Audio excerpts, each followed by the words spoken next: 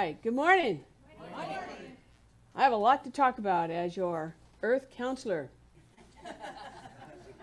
It's funny. I was trying to get ready and going, all right, you're going to put on this on. No, you look like this all the time. Why don't you change it? And all of it came to me that, you know what? I'm talking about the planet today. And I just hiked Canada 2 weeks ago. 7.2 miles was my longest day. And it just came to me, you know what? Let me just be Earth today. Let me be that which we need to pay attention to. Okay? Yay. That's why the title was Earth Force Report for Duty. So I guess I reported for duty today. So, I have so much to talk about today. I also want to say, on my way out, you know, when I'm creating a talk, I'm always listening to Spirit say, maybe you should add this. And I thought, so I have this new book called The Life Divine, Siri Aurobindo. I don't know if I said that correctly. But anyway, it is a huge book. And I thought, how am I ever going to read this? So you know what? I'm going to go to the last page. So I went to the last page today, and I think you'll be, well, I was surprised. The very first sentence is, if there is an evolution in material nature, and if it is an evolution of being with consciousness and life, it is two key terms and powers.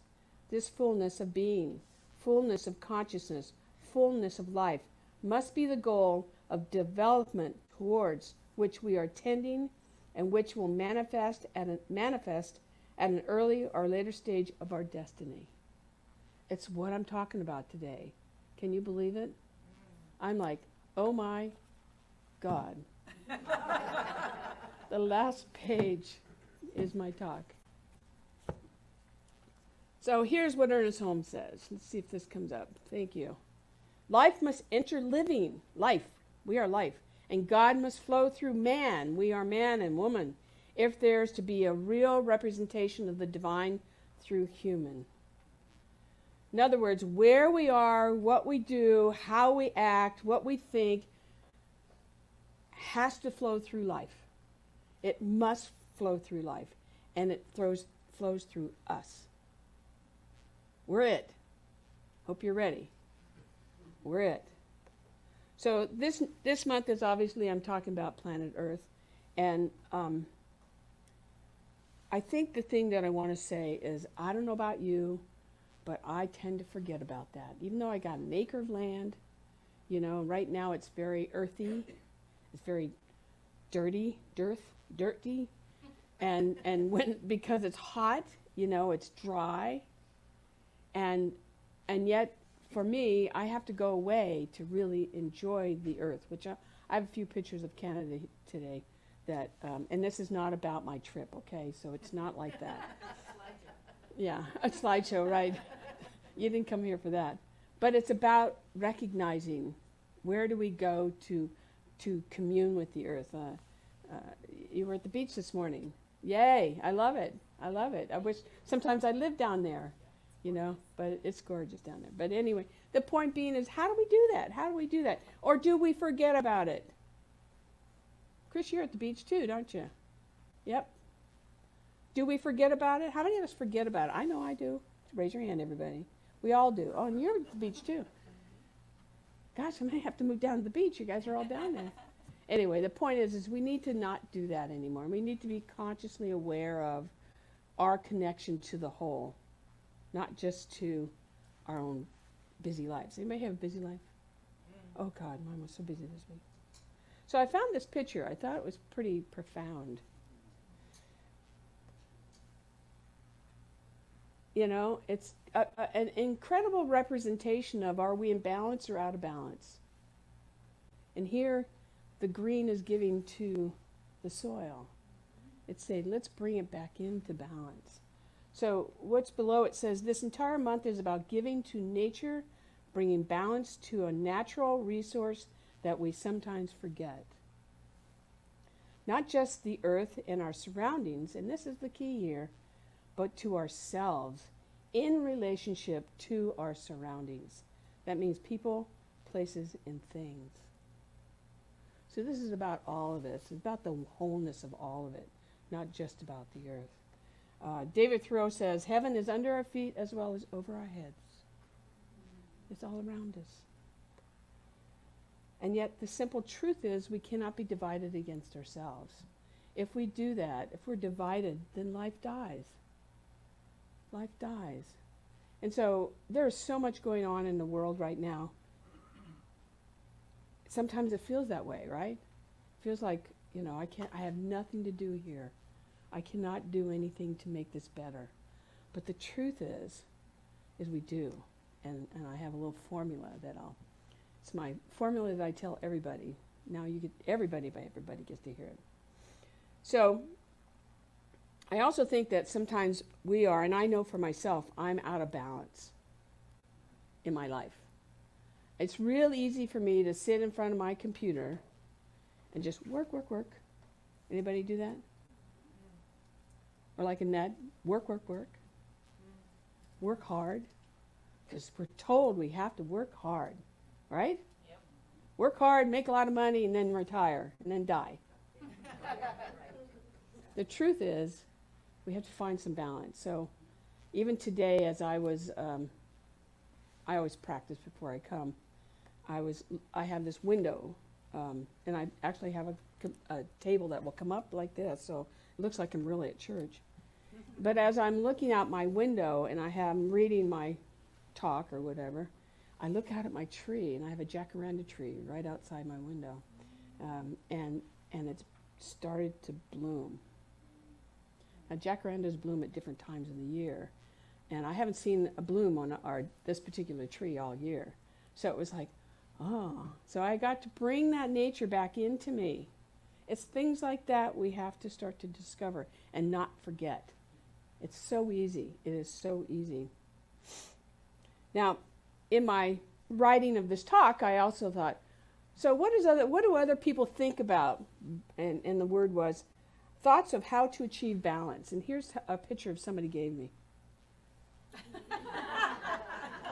Isn't that funny? That's one person's view of how we're out of balance. Really out of balance, not even. So how do we achieve balance? How do we bring it all back?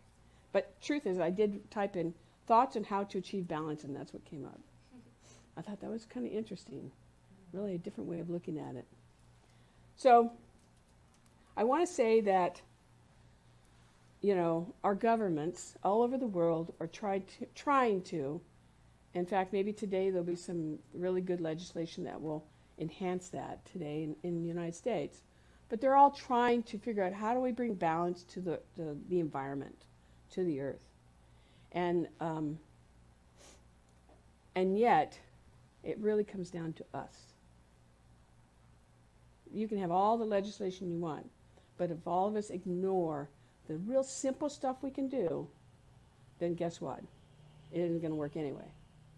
So, my question to you is, anybody know how many people there are on the earth? 8 billion. Shh. It's 8 billion people. Yeah. Actually, this is as of yesterday. Why I bring this up is because now, and this is actually, you can put this on your computer, and it's ticking. We add 220,000 people a day. That's a lot of people. Now, I'm sure they're taking into account people that are passing as well as are birthing. But that's a lot of people. It's a lot of consciousness, right? So I thought, well, okay, if there's 8 billion people on the world, I'm going to have you do a little exercise with me. And you're going to close your eyes.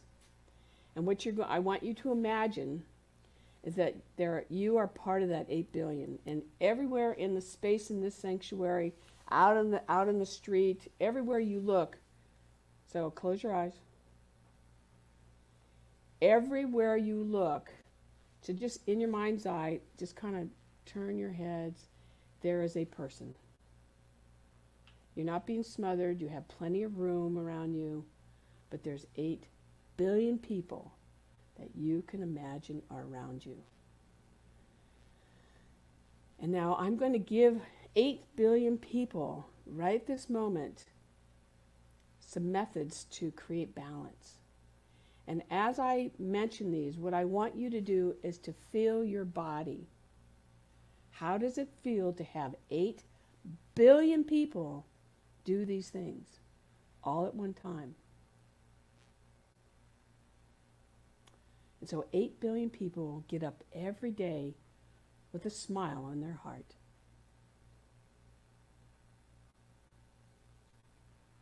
And you can put a smile on your face.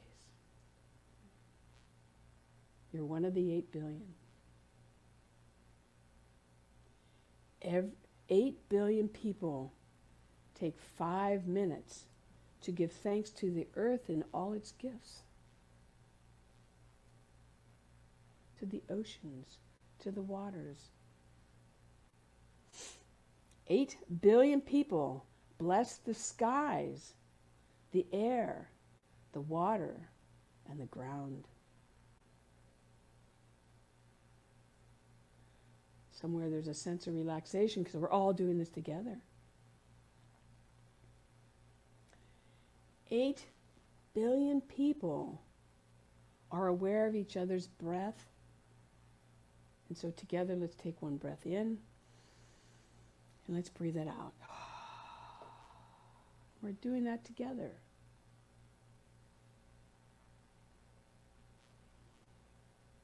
Eight billion people look into their animals' eyes, their spouse's eyes, their significant other's eyes, their children's eyes, with a sense of love, all together. It's that soft look that everything is okay. Just imagine.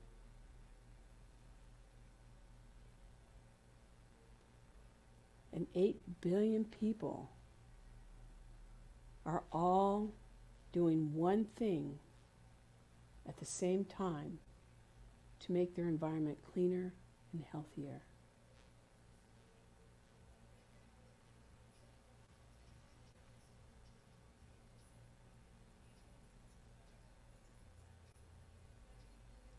So I invite you to open your eyes.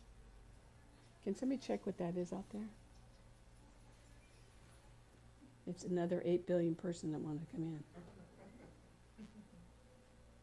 The point is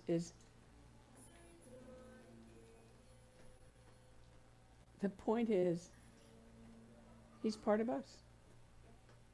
He's part of us. He's bringing joy to this, okay? Anyway, I could talk about another 8 billion people and 8 billion different ways that we could do this. Did anybody have any sensations of, wow, wouldn't it be nice? Yeah? Good. So I want you to think about that. 8 billion people. And I'll come back to that in a minute. So I'm going to talk a little bit about my trip.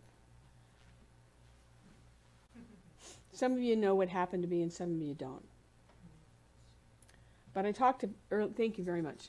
But earlier I talked about being in balance. So last month, for a week, went to Banff in Jasper, Canada. It's a gorgeous place.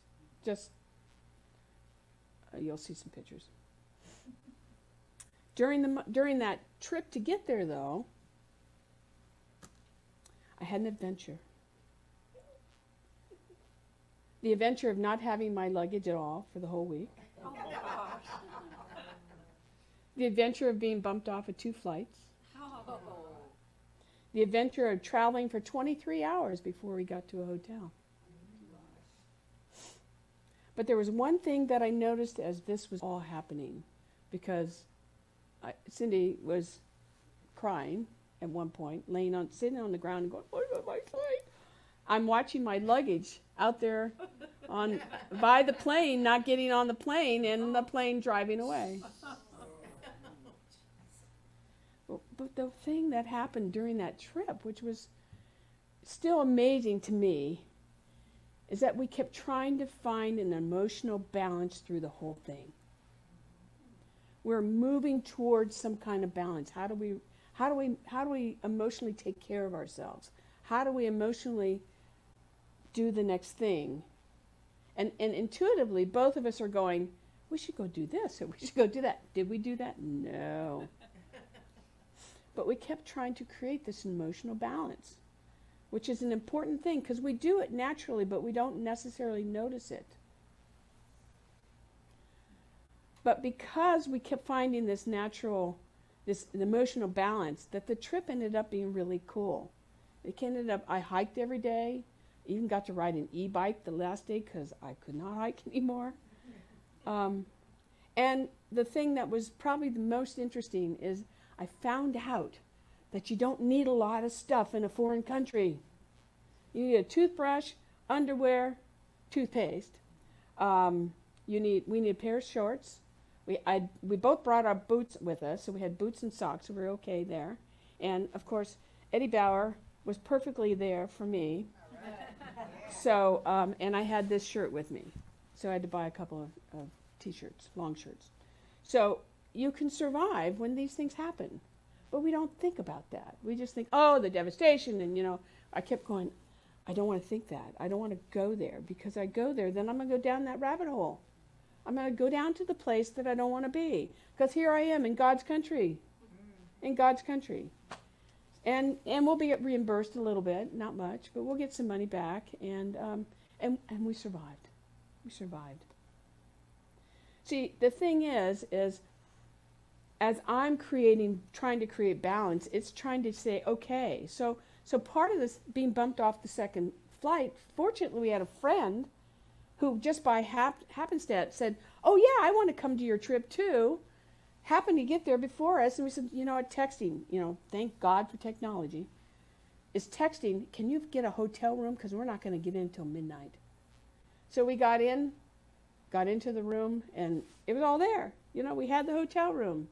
The next day, we had a gorgeous car, so next day we get to Jasper, and that's enough of my trip. Okay. The point is life is always trying to balance itself, and we were trying to balance us. So one of the first principles of life is that everything is trying to create harmony and balance. Everything, us, the environment, the situation, it's all trying to get you there. We have to be conscious enough to get there. If we don't do that, what happens is we end up destructing ourselves, and we end up destructing life. So I want to give you an image of one of the places that we went to. And there are two pictures. The one on the left is a close-up. The one on the right is a before picture. This is a glacier. It's called Columbia Fields. It's approximately 20 football fields long and approximately 10 fields wide.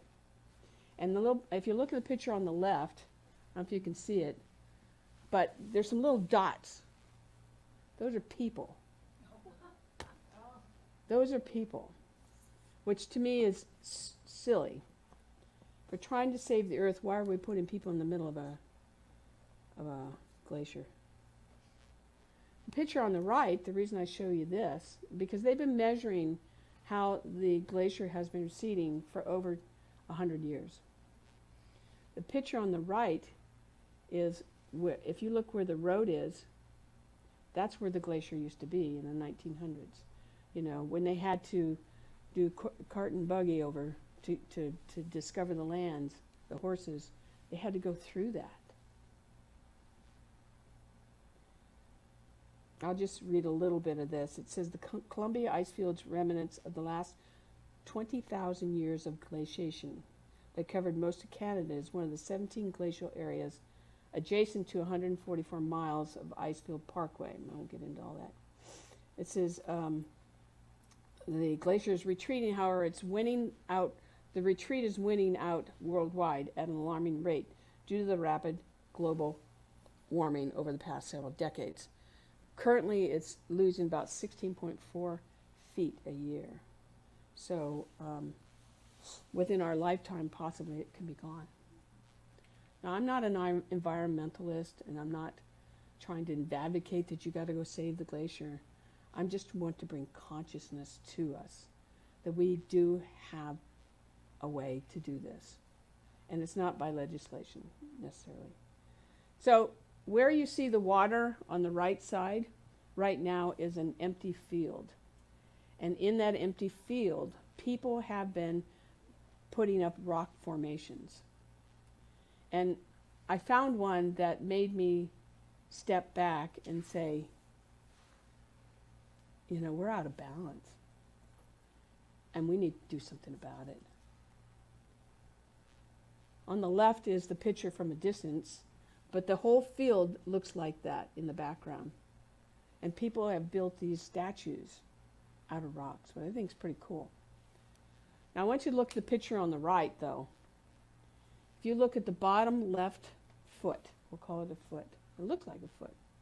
That one, right next to the brown rock, that one rock, if I were to pull that out, what do you think would happen?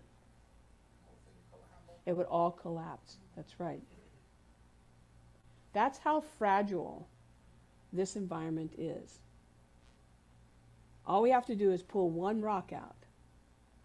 Now we're at a place where we can make those changes, but we have to consciously do it one by one.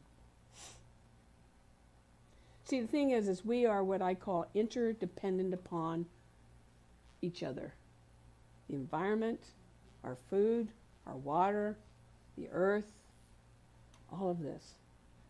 And I know I'm talking to the choir here, but we're going to go a little deeper. Now, I know it may not look like we have a lot of people in the center, but I serve about 100 people overall. Some of them are here. Even Cassie, who's part of our people, hasn't been here for a couple years, and I'm so happy to see you. Mwah. Love you. But I serve that many people. You may not know that, but you know, I'm working it all the time. I'm working it. Well, that sounds terrible. I'm moving it. Anyway, out of those 100 people, think about it this way. What if, and this is what I tell a lot of people, because there are people come to me, well, how do I make this happen? And I go, do one thing a day. So if all of us, all 100 of us, did one thing a day to help the environment, it doesn't matter what it is, that's over 36,500 actions in 1 year. That's just our small community. I think it's a large community, because I know what your hearts are. So that's just us. Now let's think about CSL. So I think, well, how many people does CSL serve around the world? And I figured 3 to 4 million people. 3 to 4 million people. Doesn't seem like a lot, but it is a lot. If all of us consciously together did one thing a day, it would be over 1 trillion actions to make the world a better place. Now that's impactful. In fact, the talk that I'm giving today, pretty much every CSL center is giving something similar to my talk. Not what I'm saying, but they're giving something, consciousness building. Now, what if 8 billion people did that? I didn't figure the number out. It was too big for me to even figure out what it was. But it was probably trillion is a trillion. What's after a trillion? Quadrillion. And more. You see the impact that we can have? And since everyone here, in my personal opinion, is an influencer, you are the example. And so there are things that you can do that are really simple. I'll talk about that in a minute. But when you do it consciously. Not only consciously, but it's okay to be a little show-offy about it. Because when people see what you do, guess what? They go, maybe I should think about that. Right? You know what I mean? Okay. So in addition to creating balance, there's another part of evolution of life, and that is that we're always expanding and growing and evolving. Ernest Holmes says, the progress of the human... Oh, here's a slide. I should give it to you. The progress of human race is a result of that process whereby intelligence passes by successive degree of incarnation through evolution into the human mind. Which really means that our life is always evolving. We are always evolving and expanding. Okay? In fact, Cassie gave me a wonderful compliment today, and I said, well, you know, I'm going to team training, so that's the reason why I look younger. Because I'm trying to, you know, as a sage, I'll call myself a sage now, right? We have to take care of our body. That's part of the evolution. I want to live to be 100 so I can be around you guys. I want you to live too. Me too, yay. But the idea of evolution is that we're all changing constantly, and we're gradually changing over time. The part is that we have to know how to react and respond to the changes of that evolution. Just like I said, my body, I'm going to training. I'm doing that because when I don't take care of me, everything hurts. Everything hurts. And I've decided, you know what? It's better to just be in pain for a couple of hours a week and work out. I mean, in fact, last week? We had to do this exercise where you go like this and you go like that with weights. Well, I've hurt my shoulder, so it's hard to do that. So thank God the instructor came over to me. She just said, Suzette, because we're also doing a lot of other things. She said, just go like this. Just retrain that muscle so it goes back into the right place. Now, I'll go back to 5 pounds when I can get that muscle to remember to go back into that place. That's evolution in the simplest form. But we forget. We forget. Sometimes we got to go back in order to go forward. So I'm going to continue with my story. I have a favorite place in Canada, and you're going to get to see the picture of it. And the reason why it's my favorite place is because when I'm there, I feel like it's not real. It's like I'm in a hologram. It's made up. It's too beautiful to be real. And I'm really mystified when I'm there. But I'll show you the picture. That's Lake Moraine. It's so incredibly beautiful that just imagine being surrounded by that, you know. But what I realized as I was writing this talk, I'm like, why do I feel that way? And why I feel that way is that I'm getting a sense that I'm a part of the evolution of this beauty. I'm a part of it. I'm not separate in any way at all. Has anybody been there? No? I should have gotten a picture like this because it's just all around. If it weren't for the rocks that I had to stand on, and when you get there, it's not a really hard hike to get there. It's less than a half a mile. But of course, there's nothing in Canada that's not up. And you start at about 5,000 feet. So you have to, it's hard. Getting up there is just kind of a little bit of a trek.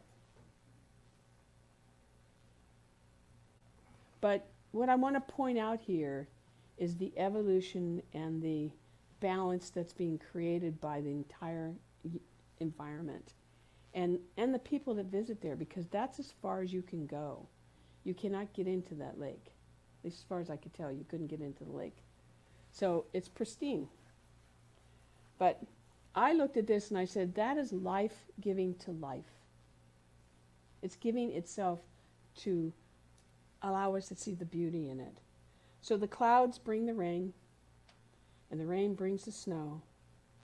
And then when the sun peeks out, it melts the snow so that the elements go into the water. That's what makes it that color. There are elements that go into the water, which brings the color to the water and makes the trees so brilliant. See how that works? It's all connected. And it's important for us to realize that's our connection. All right. My last point is about we are not just the microcosm, that's the little part, right? But we are also the macrocosm. We're all of it. And that we have the ability to influence. David Bowen, he's a quantum physics, says, what we do to the earth, we do to ourselves. In some sense, man is a microcosm, and I said macrocosm too, of the universe. Therefore, what man is a clue to the universe. Now, many of you have seen the movie Power of 10, right? That's where they go into the cells and they show you all, electrons and all that stuff, and then they bring it all the way out to the universe. Well, I was trying to think, how can I get you to relate to this? And it seems like that which is out into the universe isn't relatable. I'm going to give you a new perspective. That was our beginning. 13 billion years ago, creation, and it's still expanded.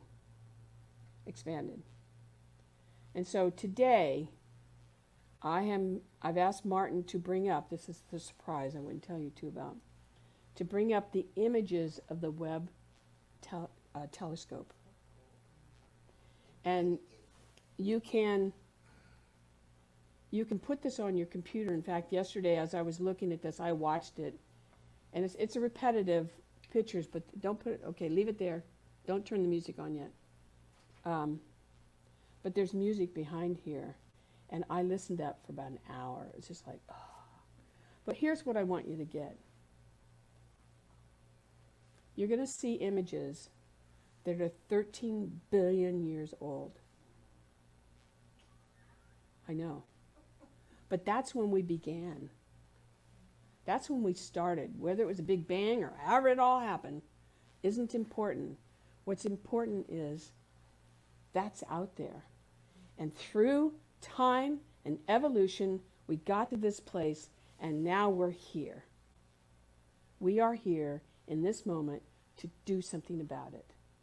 And I'm not going to advocate what we do, but you can do your part. You're one part. You're one part. I went to a college last week, had to walk this entire campus. Don't turn that on. Because I want you to experience this a different way. Martin, can you flip it back? There, thank you. A college last week.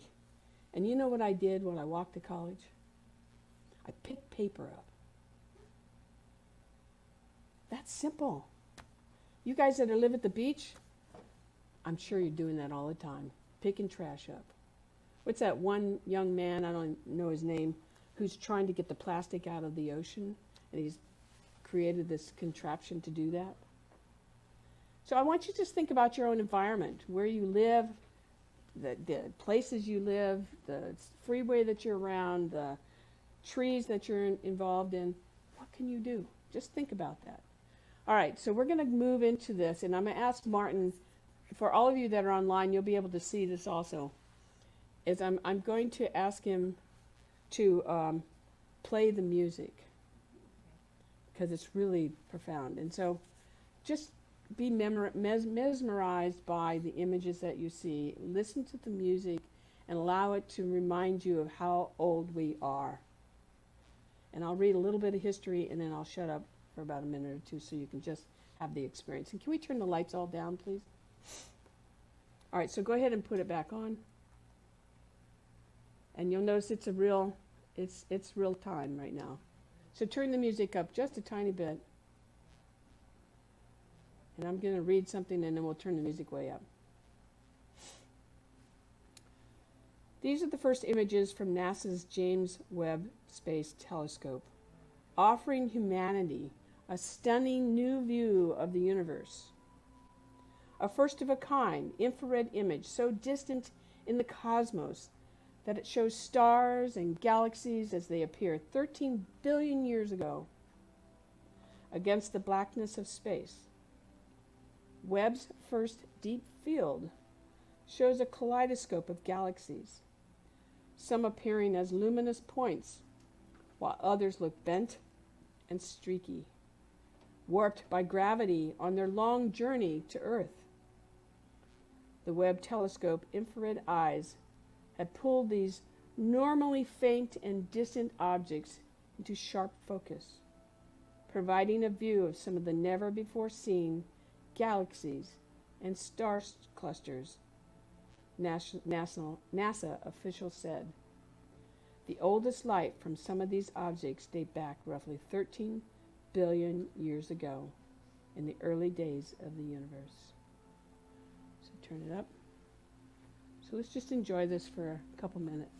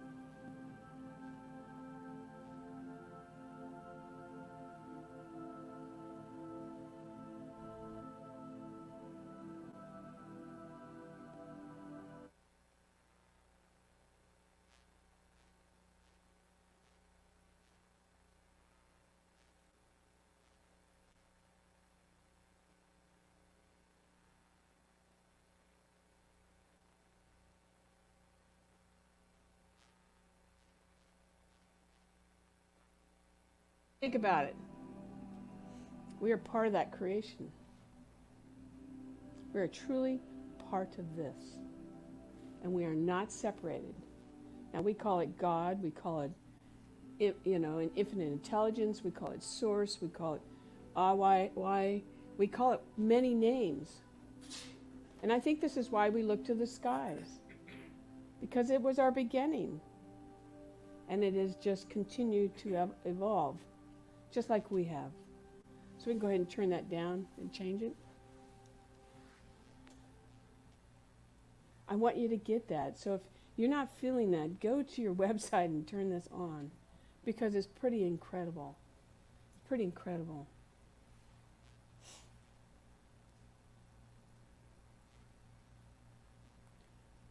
Ernest Holmes says this. He says, the ultimate cause, that's what we just looked at, the ultimate cause back of all things must be one. has many forms, just like we're individual expressions here. Life cannot be divided against itself.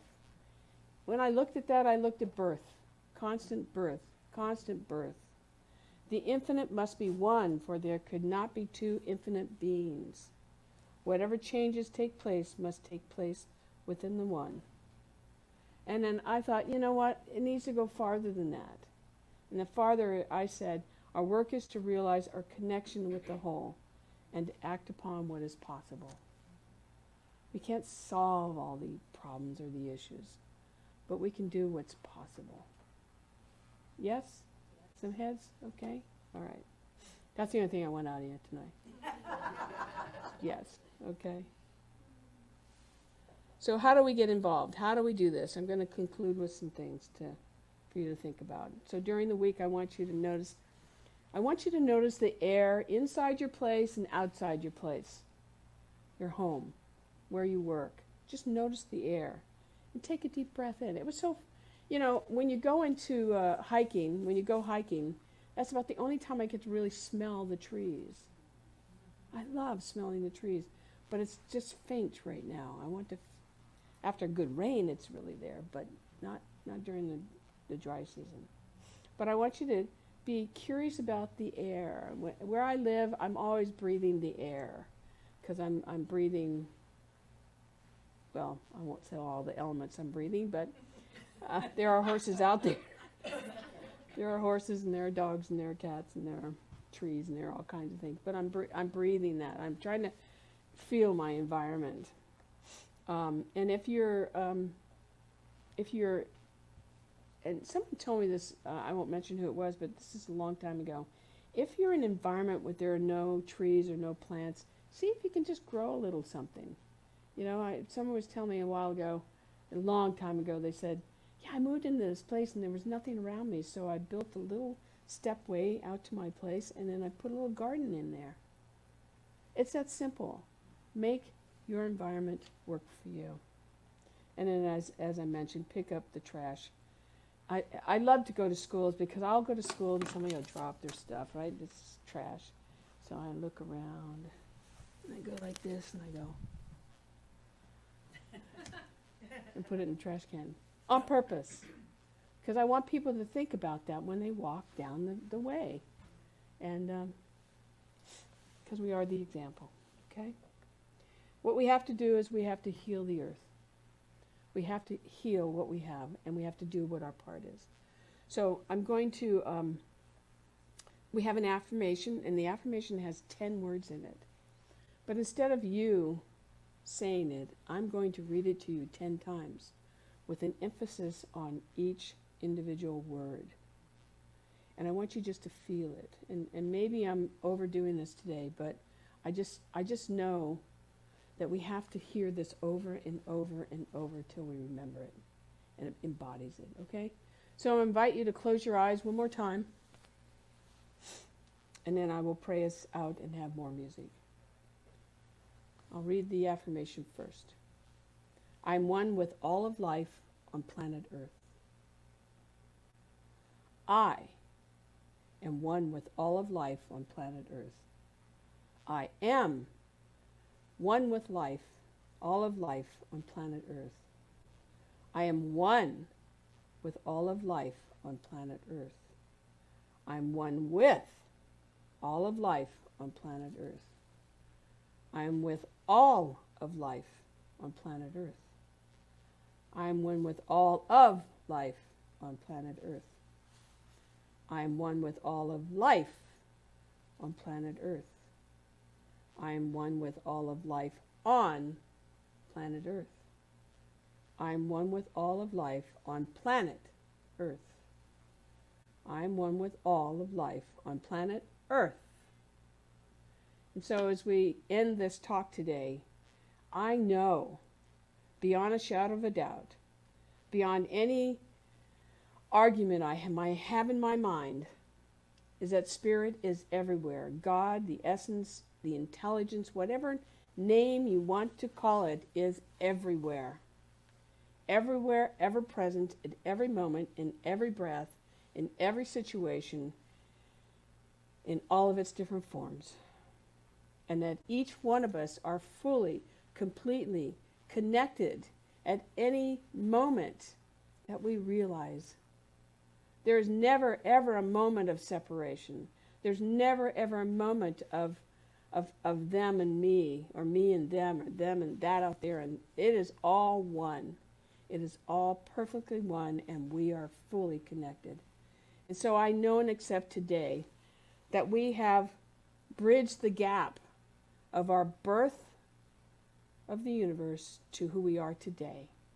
And so today I know that each person walks out of here doing their part, whatever part that is.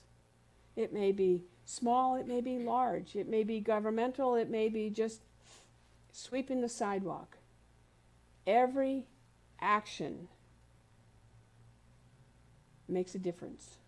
And so I know we become the active consciousness of the one in and amongst the 8 billion. And that our actions trickle out into the universe to effect more. And I know that the words that I spoke today, those are words that we use as tools to create a better world. We use those words to feel our environment, to feel the goodness that is around us, and we work towards making every single thing we do just better. And so with that, I give great thanks for this day, for this talk, for the experience of hearing and feeling the universe, knowing that we are an integral part of that. And that is really good. So I give thanks. I release these words into the infinite mind and into the infinite, knowing that it is moving in as and through each and every one of us. And so it is. Amen.